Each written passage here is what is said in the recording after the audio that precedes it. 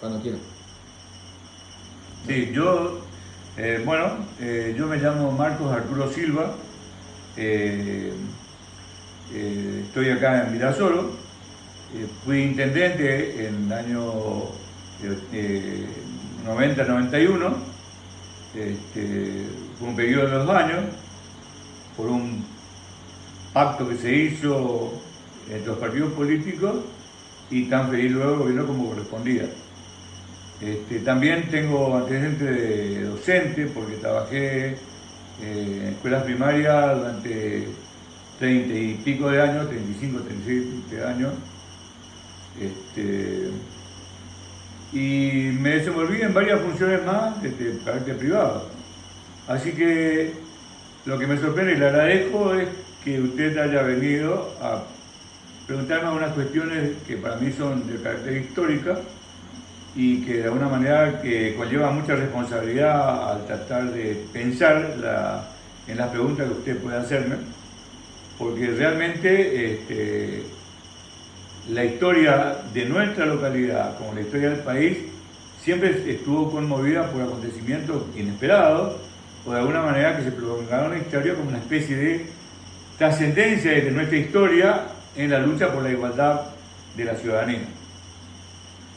Así que yo quedo a la disposición suya para que me pregunte lo que usted piensa. Bueno, la primera pregunta es cómo, si usted fue autoridad de mesa en el 83 como docente, los presidentes de mesa en un momento eran los docentes, designados a la justicia.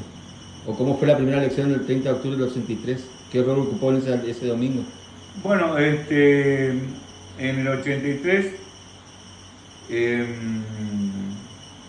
sí fui fiscal de mesa como docente, pero más en representación de mi partido político, que seguramente habré trabajado como fiscal general. ¿Qué partido político de tener? Mi partido, o sea, el cual yo milito desde siempre, es el Partido Justicialista.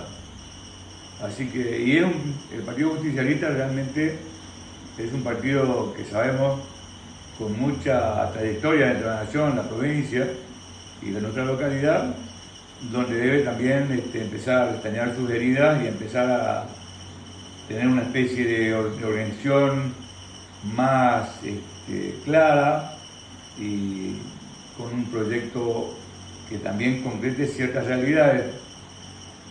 Así que de paso le quiero saludar a todos los compañeros que están ocupando cargos, que se acuerden de venir a las localidades donde ellos reciben los votos y empezar a preguntar qué es lo que hace falta para que tenga trascendencia el historial de ellos como nuestro partido y como nosotros como personas.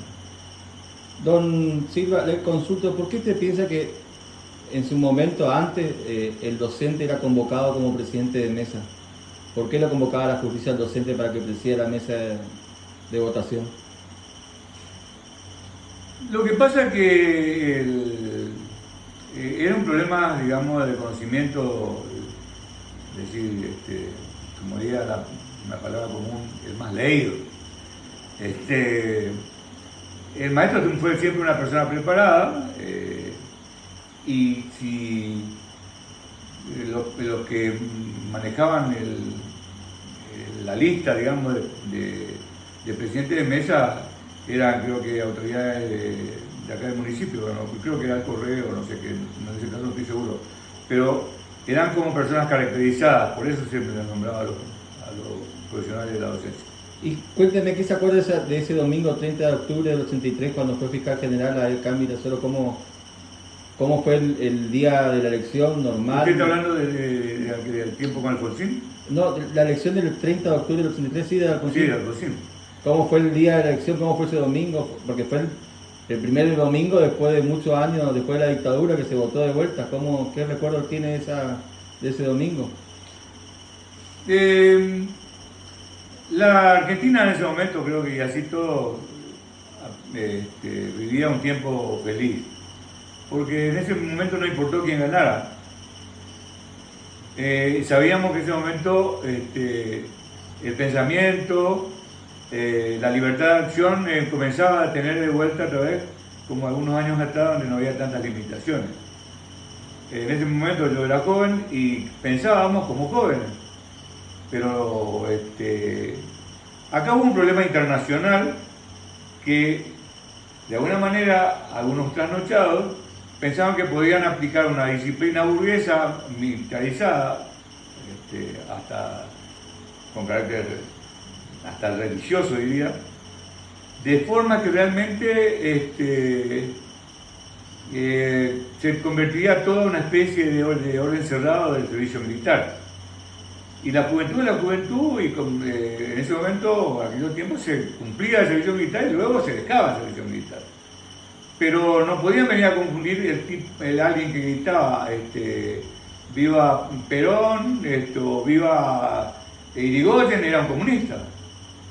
Porque, lo que está ocurriendo ahora, porque parecería que al ser un radical que habla de la gente a favor del hospital o de la escuela es comunista.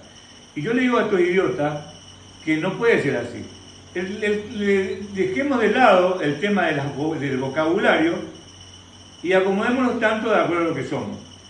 En nuestro país hay muchísima gente que murió, de cualquiera de los bandos, pero murió por un sentido humano en beneficio de los hijos y de la proyección histórica del país.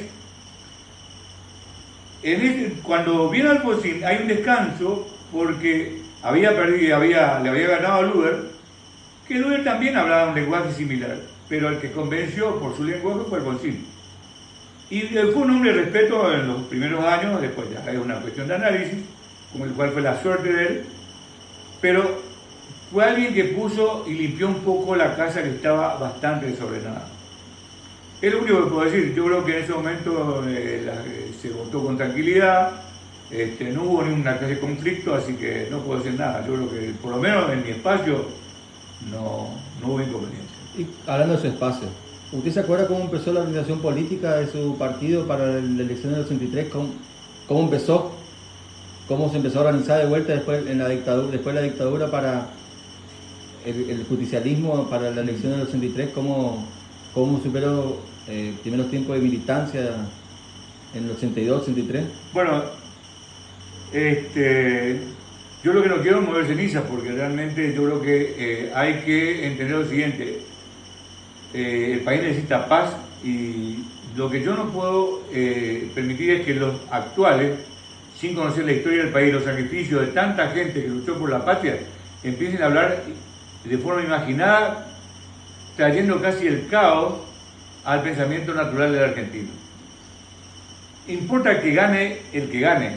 El tema es que tenemos que seguir con las instituciones y exigirle a la justicia que sea clara para que el que afana o el que roba o el que de alguna manera está tergiversando los derechos constitucionales o las leyes, que también deben ser vistas desde un punto de vista claro, preciso, a eso deberían llevarle preso a todos, pero que no vengan a hacerle culpable a toda la gente y a todas las personas. En aquel momento, como ahora, posiblemente sigue esta cosa como está, se culpaba a cualquiera, como le decía hoy, del comunismo. Pero nadie era comunista, que yo me acuerdo de nuestros sectores, porque nadie quería dar la casa para que el gobierno venga y se ocupe de mi casa y que ocupe mi sueldo, pero jamás pensó el peronismo así. Entonces, en ese momento, que parecería que todos eran, hasta el que cantaba, tocaban la guitarra Cambalache, aquel tango famoso, estaba prohibido. El que gritaba en la cancha de fútbol estaba prohibido. El chico en la casa podía ser comunista y tenía que ser denunciado. Esas ideas se terminaron, se evaporaron. Y el peronismo, como el radicalismo y todos los partidos, empezaron a andar en aguas tranquilas y se organizaban las comisiones, se empezó a discutir en las calles, hubo bronca entre grupos porque se trabajaban para elegir concejales por los referentes barriales, y así comenzó de una manera una tarea política que se llevó durante mucho tiempo de una forma importante. El peronismo, como el radicalismo, colaboró mucho en la evolución del país. Yo lo que quiero decir es que ni uno de las personas comunes que hacen política, en su gran mayoría, viven del robo, como dicen. por ejemplo, ahora escuché que aquella palabra que usaba Perón de la justicia social, porque usted sabe que Perón dijo en sus principios tres bases fundamentales: independencia económica, soberanía política y justicia social. Resulta que ahora la justicia social, que dio hospitales, educación, que dio buenos salarios, que achicó las horas de trabajo a la gente, que hace lo posible, se convirtió para un referente político en un robo. ¿Qué robo me están hablando? Cuando realmente la Argentina, de donde ellos nacieron, se hicieron con eso, se educaron. ¿Cuántos premios sacaron ahora este instituto que ellos querían cerrar de nivel universitario en los niveles de cualquier tipo de ciencia? Pero en aquel momento nosotros queríamos estudiar, estudiamos si queríamos, lo único que teníamos que pagar la pensión. O sea, todo se armó bien y ahora resulta que volvemos de vuelta a ver la imposibilidad, porque si van a cobrar todo y ni siquiera tenemos plata para la pensión. Por eso le pido a la mayoría de la gente que piense lo que está por hacer, porque la Argentina necesita tranquilidad y volver a esos colegios que tuvieron en aquellos tiempos, como el caso del hogar escuela, que cuando los chicos estaban muy embromados por la economía, les llevaban a una mesa y les enseñaban a comer, y había profesores de educación física o de carpintería que les enseñaban a ser personas. Hoy resulta que no tenemos ni siquiera, hay muy pocos zapateros, pocos albañiles, porque realmente no le están enseñando a ser gente de trabajo porque se olvidaron de la gente. Yo creo que la gente tiene que tener un control y tiene que saber estar interesada en lo que se hace. Por eso yo creo que empezamos, de aquella ilusión que teníamos, empezamos a entrar en un estado de decadencia en la intención de seguir adelante.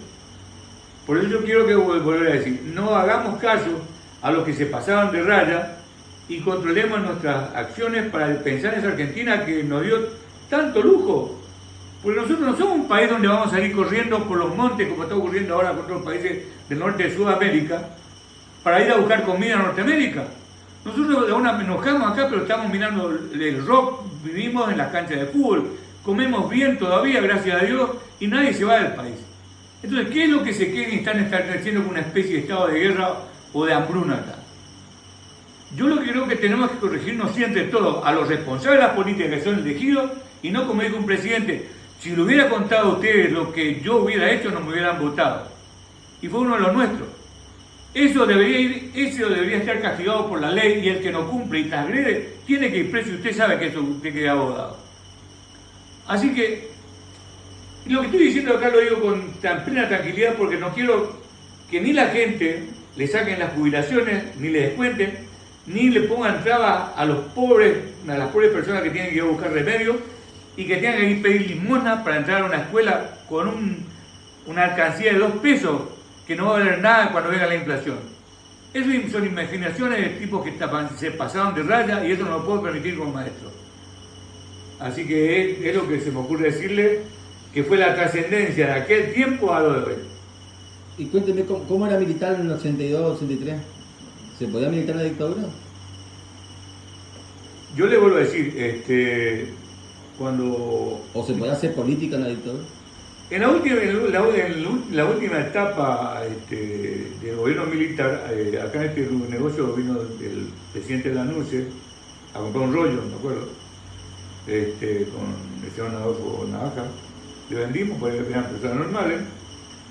Y ahí ya había una especie de aire, de tranquilidad, que con el solo hecho de mirar esa persona que caminaban, decía, bueno, algo está ocurriendo, que se está enfocando el ambiente.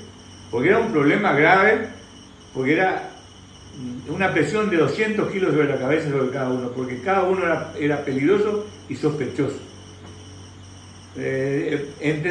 A mí en lo personal, puedo decir que tuve no con las autoridades, sino con los fenómenos que estaban encargados de la autoridad, que se pensaban que todos eran bandidos. En la escuela venía a preguntarme quién era yo, un inspector que era un señor pelado, y yo un día me voy y le digo, dígame, ¿usted quiere hablar conmigo? Hábleme, yo estoy acá, no ando averiguando quién soy yo. Después, por ejemplo, me acuerdo, quiero saludar al señor Seco, en este caso es intendente, en el periodo final ya del gobierno militar, que él me invita a hacer un discurso en la Plaza Libertad. Un día 25 de mayo yo era docente. Y en ese momento estaban el gobernador de la provincia en el palco, estaba el intendente, estaban la máxima autoridad. Y yo en ese momento que tenía tanta bronca dije, creo, lo que tenía que decir. Y yo dije, yo acá me bajo y voy preso. Y a mí nunca me tocaron ni me llamaron la atención. Por eso yo digo, si uno dice bien las cosas y dice con verdad, la gente escucha. Ahora, cuando uno se pasa del límite y empieza a gritar o a decir cosas incoherentes que afectan a los demás, es un problema. Pero si uno le dice, por ejemplo, cuidado, ustedes levantan la voz, ustedes están haciendo esto que está mal, y yo les digo que podrían hacer de esta manera, y escuchan y no te dicen nada, quiere decir que había gente pensante.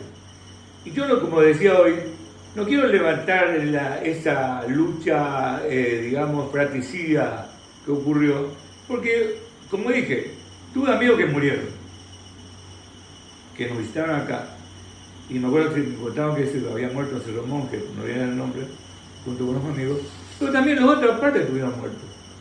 O sea, yo creo que hay un sentimiento natural. El problema de la justicia es el problema que está peleando ahora, los nuestros que están medio en la cárcel, el otro que está denunciado, el otro que posiblemente haya hecho desfalco, pero la historia está hecha, es una pelea. Y lo que hace falta es que las heridas, de alguna manera, se sanen y que la Argentina vaya a un punto de partida normal como seres humanos y cristianos fundamentalmente, o de cualquier otra religión. Por eso yo creo que al decir que la justicia social estaba aprovechando la iglesia y estaba aprovechando el gobierno peronista para robar, está muy equivocado este señor, no lo puedo perdonar, porque la justicia social es un concepto de salvación espiritual de los esclavos de hace 40.000 años atrás seguramente, que querían reivindicar y ser humanos ante la esclavitud del poder superior de la guerra o de la mafia o lo que quieran, y querían ser otra cosa como personas.